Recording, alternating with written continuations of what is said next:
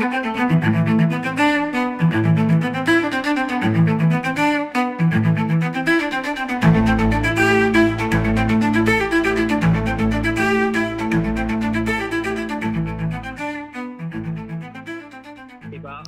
est venu à Braga Park, ça s'appelle le centre commercial de Braga, pour aller faire quelques magasins, voilà.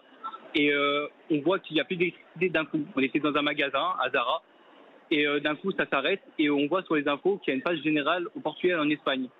Donc on se dit...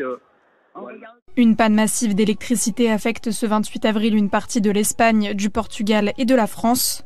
Bonjour à tous, on va commencer par l'Espagne. L'Espagne qui est touchée par une panne d'électricité massive. On vient d'apprendre que le trafic ferroviaire est interrompu dans tout le pays. C'est le gestionnaire du réseau qui l'annonce. Toutes les ressources sont actuellement déployées pour y remédier. Image ici de Madrid sur ces images. Les causes de cette panne ne sont pas encore connues. Le Portugal est également touché, tout comme une partie de la France. Et puis je vous rappelle cette information, le trafic ferroviaire est interrompu dans tout le pays. Oui, effectivement, eh bien, c'est la pire coupure d'électricité de l'histoire récente du pays.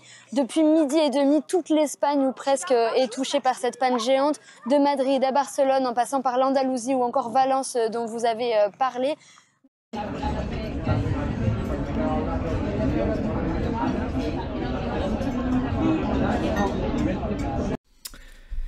Voilà, ça vient d'arriver, une panne géante. Voyez-vous, c'est des éléments comme ça qui peuvent nous surprendre, c'est-à-dire des choses inenvisageables, ou tout au moins qui ne sont pas dans les prophéties à proprement parler.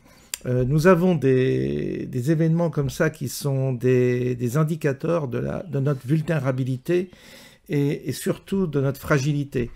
Vous allez voir, vous allez entendre, vous allez voir à quel point, privé d'électricité, notre monde s'effondre, tout simplement. En 3 jours, c'est mort. Et là, ça va durer quand même un certain temps. Donc ça va être intéressant d'avoir un retour sur cette situation en Espagne, au Portugal. La France a été légèrement touchée, mais c'est pour dire qu'il y a une fragilité au niveau de la gestion de l'électricité, certainement, ou alors on verra, il y aura des interprétations, des explications qui seront soit inventées, soit des mensonges, soit réels, on n'en sait rien, on ne saura jamais. Mais ce que l'on peut constater, et là tout le monde est d'accord, c'est que nous sommes vulnérables et que ce type de panne, évidemment, c'est pas normal, il n'y a aucune raison, il n'y a pas eu un cyclone, il n'y a pas eu une catastrophe naturelle qui justifie cette panne, donc effectivement c'est pas normal. Alors il va falloir se pencher sur ces investissements qui sont faits dans les énergies alternatives, parce que je pense que la vérité peut-être est là-dessous, c'est-à-dire qu'en réalité, tous ces investissements qui sont faits pour ces nouvelles énergies sont totalement nuls et ne servent à rien. Ça ne sert qu'à corrompre, à détourner de l'argent, et c'est une forme de mafia qui s'est développée autour de l'électricité. Mais la seule ressource que nous avons sérieuse actuellement, c'est l'énergie nucléaire, il n'y a pas d'autre solution. Et on voit bien qu'on est très très embêté quand il n'y a plus d'électricité. Et peut-être que vous allez avoir une petite pensée pour tous ceux qui roulent en voiture électrique, parce que là, ils ne vont pas pouvoir recharger le véhicule. Donc vous voyez que notre système, il suffit de peu de choses pour que du jour au lendemain, table rase. Et ça, c'est bien de voir que nous sommes vulnérables et que un rien peut nous déstabiliser, totalement déstabiliser. Bonne journée à tous et à bientôt.